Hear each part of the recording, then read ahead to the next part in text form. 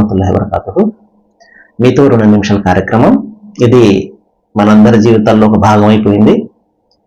దైవం యొక్క కారుణ్యము మీ అందరికీ కూడా దైవము మరి సన్మార్గాన్ని మనందరికీ కూడా దైవం సన్మార్గాన్ని చూపుగాక. ఏ విషయాలైతే నేను మీతో చెప్తున్నానో వాటిని ప్రప్రథమంగా నేను ఆచరించి, అదేవిధంగా ఎవరైతే వింటున్నారో వారు కూడా ఆచరించి జీవితంలో మరి వీటికి చోటిచ్చి మరి ఒక చక్కటి జీవితాన్ని మనము చక్కటి జీవితంగా దైవ విధేయత జీవితంగా మలుచుకునే సద్భాగ్యాన్ని మనందరికీ దైవం ప్రసాదించను కాక. ఈ రోజున ఒక చక్కటి వాక్యాన్ని నేను తెలియచెప్తాను. దైవం తెలియజేస్తున్నాడు. 61వ అధ్యాయము 7వ వాక్యము. ఇక్కడ దైవం తెలియజేసే విషయం ఏమిటంటే, వమన్ అజ్లం మిమ్మన్ ఇఫ్తర అలల్లాహిల్ కజిబ వహువ యదుఉ ఇలల్ ఇస్లాం వల్లాహు లా యహ్దిల్ కౌమజ్ జాలిమీన్. ఇక్కడ దైవం తెలియజేసే విషయం ఏమిటంటే, మరి దైవంపై సృష్టి ప్రభు అయినటువంటి అల్లాహ్, ఆయనని అరబీ భాషలో అల్లాహ్ అంటారు, సృష్టికర్తను, ఆయనపై అపనిందలు మోపేవాడి కంటే పరమ దుర్మార్గుడు ఎవడుంటాడు?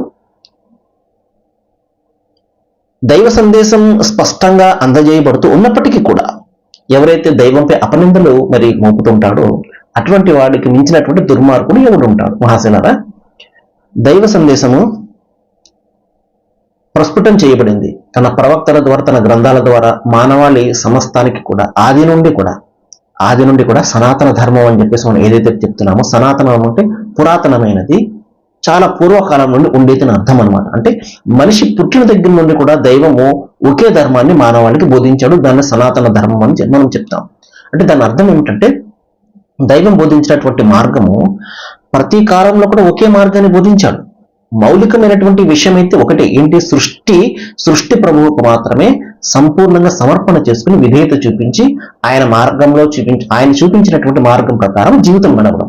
ఏమంటే దీన్ని రకరకాలైన పేర్లు వచ్చాయి. అరబీ భాషలో దాన్ని ఇస్లాం అని పిలిచారు. కాబట్టి ఆ విధానము, ఆ పద్ధతి ఏదైతే ఉందో అది ప్రారంభం నుండి కూడా ఒకటే. అయితే దాన్ని అనుసరించే పద్ధతులు వేరు కావచ్చు, ఆరాధన పద్ధతులు మారవచ్చు, మరొకటి విషయాలు మారవచ్చు, కానీ భాష మారవచ్చు. కానీ మౌలికమైనటువంటి విషయం ఒకటి ఉంది కదా, సృష్టికర్తను మాత్రమే ఆరాధించాలి, సృష్టి మరి ఎవ్వరికి కూడా తల వంచకూడదు అన్న మౌలికమైనటువంటి విషయం ఉంది చూసారా, ధర్మం ఉంది చూసారా, అది ఎప్పుడు కూడా మారేది కాదు. ఈ విషయాన్ని మనం అర్థం చేసుకున్నామంటే కులమత భేదాలు అనేవి ప్రపంచంలో సమసిపోతాయి. ఎందుకంటే ప్రపంచంలో మానవులందరికీ ఒకటే ధర్మం కదా, దైవం ఒక్కడు, మానవులందరూ సమానము, మానవాళి అందరూ కూడా సమానము, ఒకే తల్లి తండ్రి సంతానము, మానవులు మనమందరం కూడా, మనందరి సృష్టికర్త ఆ దైవం. ఇదే మౌలికమైనటువంటి విషయాలు. సరే, సమయం అయిపోయింది. దీన్ని నేను రేపు కంటిన్యూ చేస్తాను. వాకిరుద్దామన అల్హమ్దులిల్లాహి రబ్బిల్ ఆలమీన్.